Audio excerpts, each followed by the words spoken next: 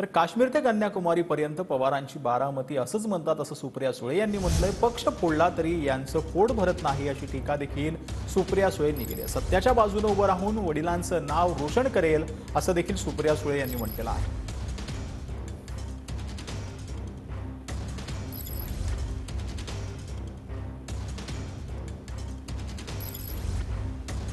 Kashmir to Kanyakumari तुम्ही कुठेही जा आणि फक्त सांगा आम्ही बारामतीचे आहोत।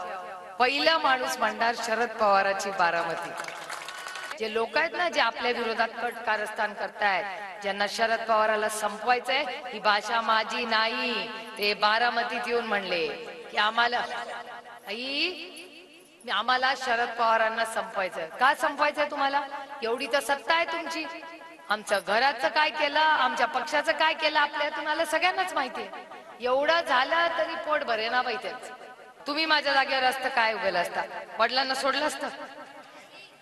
मोठ्या घरात राहायला गेला असता वडिलांना सोडून? नाही, मी पण नाही। कष्ट करीन, संघर्ष करीन, पण सत्याच्या बाजूने उभी राहीन आणि वडिलांचं नाव रोशन करीन। हे मी आज तुम्हाला सांगायला आले।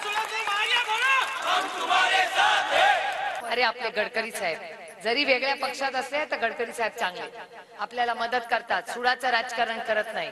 ही दिल्लीवाली फक्त सुडाचं राजकारण करतात।